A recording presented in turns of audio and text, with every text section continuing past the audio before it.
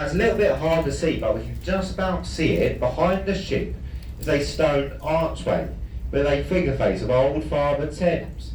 This is Temple Arch. Temple Arch is the natural divide line between two cities.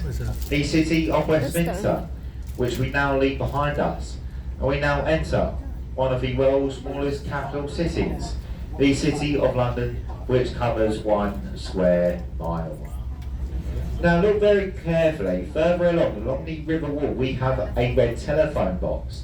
This is the last one remaining in the city of London, soon to be converted into a 2-bedroom apartment with riverside views. Now over to your right hand side we have the red brick apartment complex, and in the centre we have the famous Oxo Tower.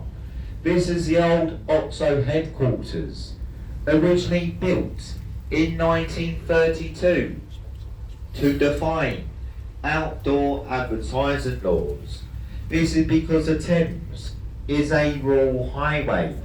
The only companies that are allowed to have sites on the Thames are to do with boats. And obviously Oxo, that makes gravy cubes, have nothing to do with boats whatsoever. So as you can see, an architect cleverly got away with these laws by incorporating the logo into the building structure. The building is now a Grade 2 building, so it can't be changed or removed. Now to your left, beyond the construction site, we have a Gothic style building with a green sloping roof and a black spinnerette in the middle. This is the old City of London School for Boys. In that building, many former politicians and prime ministers of this fine country have been educated. This is where they used to teach you how to lie and cheat. We're now approaching a group of 3 bridges, the Blackfriars group of bridges. The first one is the Blackfriars Road Bridge. As we approach the road bridge, look at the support columns. Carved at the very top of the marble, you'll see stone birds. These are carvings of freshwater birds that can be found here on the River Thames. And on the other side of the bridge are carvings of saltwater birds that can be found in the low reaches of the Thames and out at sea. The reason why these birds are carved into the Blackfriars Road Bridge is because scientists believe freshwater meets saltwater, making this part of the Thames brackish.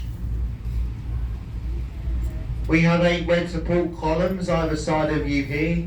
These are the old remains of the Alexandra St Paul's Rail Bridge. As you can see, there's no longer a top part to it.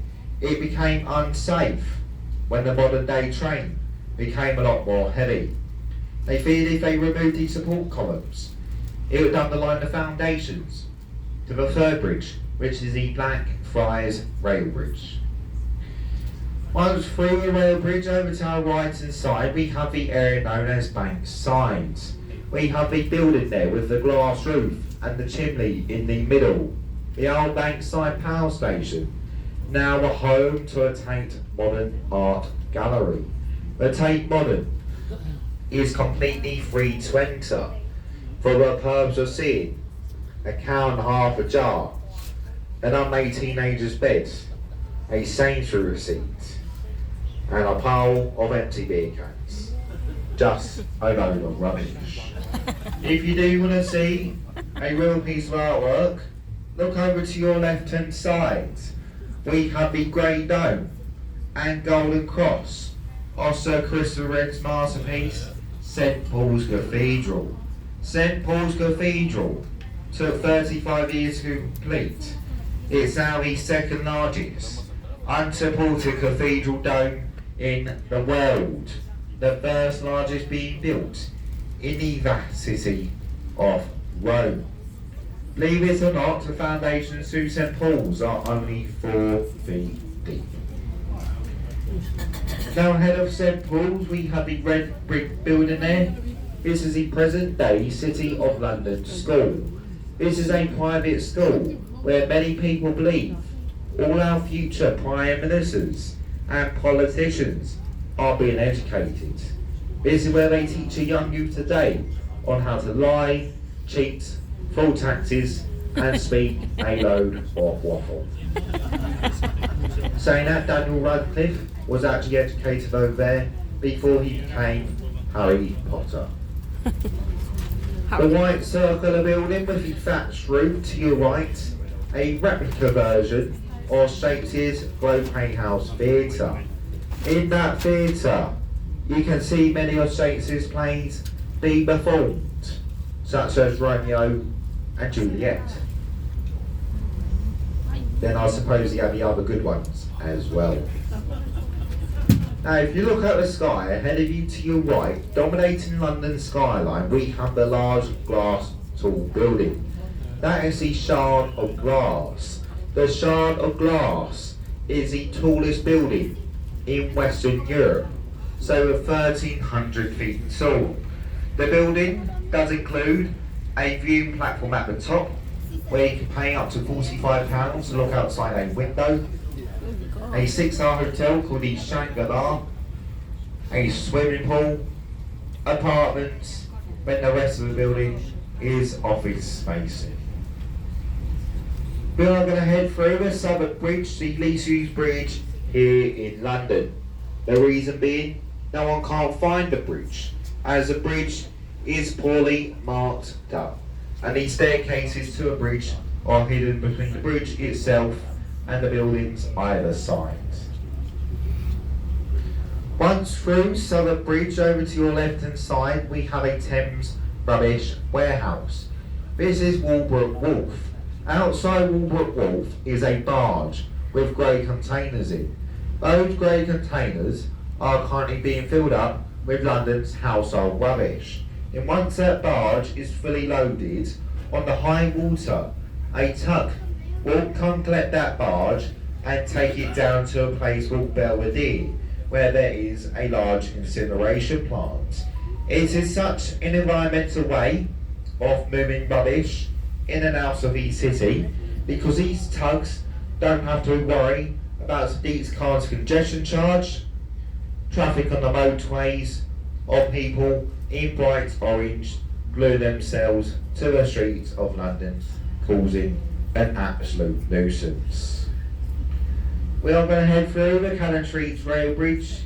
The bridge isn't famous and it has no historical value, so we'll be moving on from the bridge here.